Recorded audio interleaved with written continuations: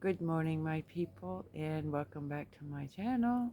I hope you're having a wonderful day. And this video, I'm going to show you a hostel that I volunteered at in Cappadocia, Goreme Cappadocia, here in Turkey. And when I initially went to the hostel, I had booked for X amount of nights. Then I brought up the subject of volunteering with the owner of the hostel, and he agreed, and he was more than happy to have a volunteer. And actually, unknown to me at that particular time, there was already a girl from Mexico who was volunteering. So, yeah, it's quite nice. It's good for the budget traveler if you're a long-term budget traveler or short-term. So let's get to the video and I will show you the hostel.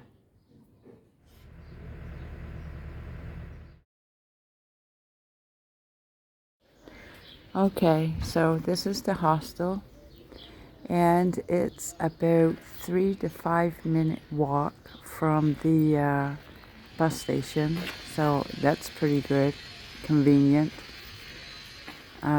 It's a very clean hostel. The ratings are pretty high. There's a lady that comes in and cleans every day and makes the beds, and she does a really good job. And we're going towards the bathroom right now. The bathroom has 2 showers in, and down here is where you will stay in a dorm with approximately, I think, 14 to 16 beds in the cave. It does sound like a lot of beds, and it is, but they are not close together. And this is the female dorm with 4 beds in the cave. But like I said, this one here with the, I think it's 14 to 16, I forget. The beds, they're not close together at all. You have your space. Each bed has a chair that you can sit beside it. It's pretty lit. It's enough to be able to see, but yet at the same time give you the feel of the cave.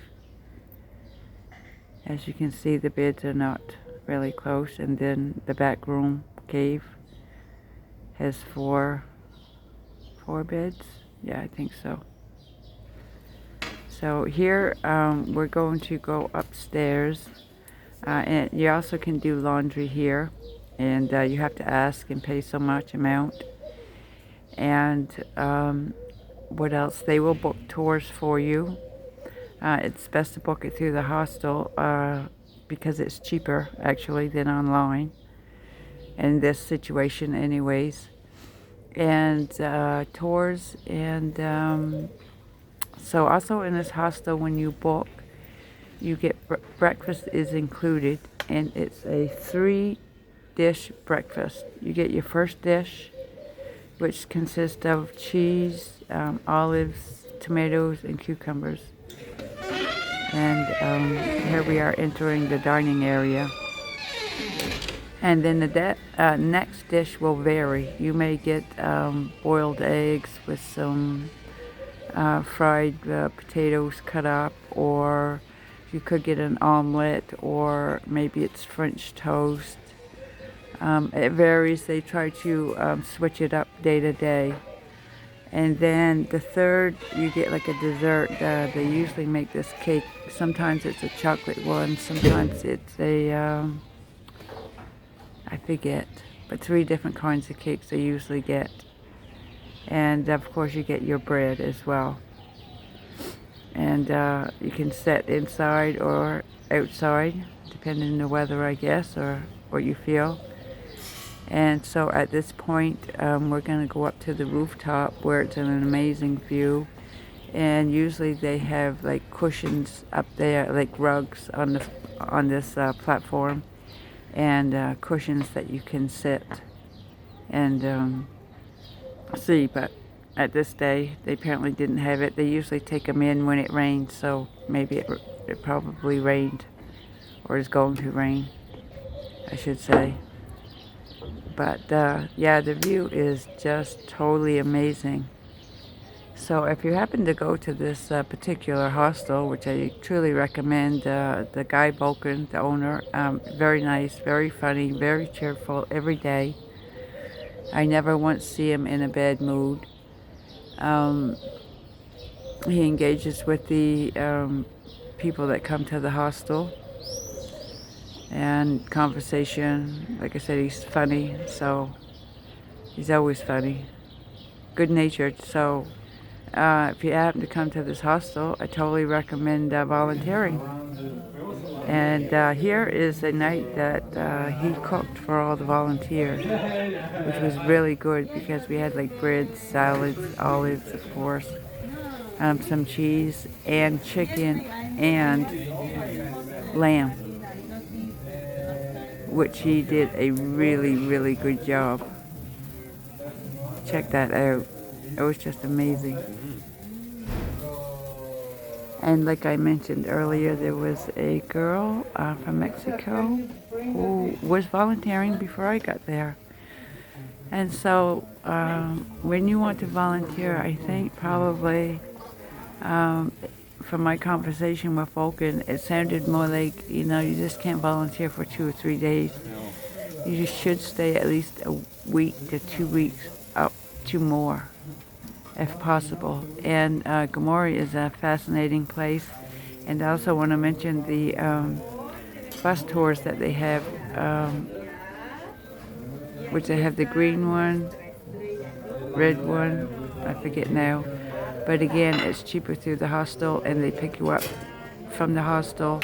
Same as the balloon, the air balloon ride. They pick you up from the hostel and bring you back.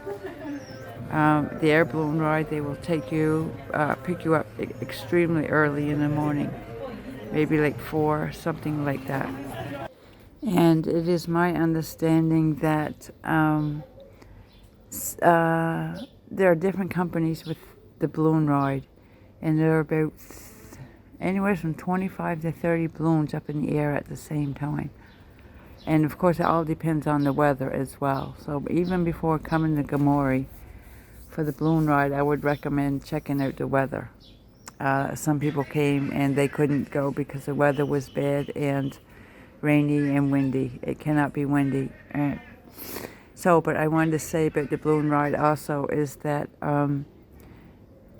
it is my understanding, not my experience because I didn't go on the balloon ride, that some, or a particular company, they also have champagne. They celebrate with champagne after you come back down from the balloon ride. So it's quite an experience. People enjoy it. It's just not my thing. I'm not afraid of heights or anything like that, but yeah, it's just not my thing. And also, when I was volunteering, I was given the night shift. Here we have the balloons. It's amazing. I was volunteering from 11 p.m. to 7 a.m. in the morning. So with that, I was a little tired through the day, but I did manage to still get out and hike through some valleys and such, as you'll see in other videos, or that you've seen in other videos. Goreme has a lot to offer. I really didn't get a chance to see everything. I want to come back one day. Definitely, I must. It's an amazing place. Yeah, the bus rides, they take you to a lot of places. Bus tours, I should say. Take you to a lot of places, different places and stuff like that. So even hiking around the valleys, you can do that. It takes a bit longer, of course, but I absolutely enjoyed it. So yeah, I definitely recommend coming to Goreme Cappadocia. Like I said, if you come, try to book in this hostel, and you can ask for volunteering with the manager Vulcan, and I'm sure it's possible. They do have paid staff there as well. And also when you volunteer, I want to mention that you get, of course, your breakfast during the morning after everybody else is served. And you get hungry through the day, you can absolutely eat whatever you want, whatever's available in the fridge. Just help yourself. I mean, don't be greedy about the food, of course, but you know, you don't have to go outside and pay some restaurant to eat. So it helps on the budget. So you have combination and you have food. I mean, of course, you're gonna try the local foods. So you'll spend a little bit of money out. Of course, the bus tours, I can't remember the price. I want to say like 40 to 60 Turkish lira, and that may depend on the bus tour. I don't remember, but when I was volunteering, I had to get up through the night to, not get up because I was already up, but I had to make sure that people got up for their bus tour. Another thing you'll find around Cappadocia or around Goreme is old cars, and you can take photos sitting in the cars. And also, if you're sitting at a restaurant eating, as I did one day, don't be surprised if you find yourself with some company. So, I hope you enjoyed this video. I know it was a short one, but it was basically just about budget traveling and how I managed to travel for as long as I have. And besides the fact that I teach English online, that helps a lot as well. But yeah, I hope you enjoyed the video. Give me a thumbs up, comment below. I enjoy the comments. And my advice always is keep you happy.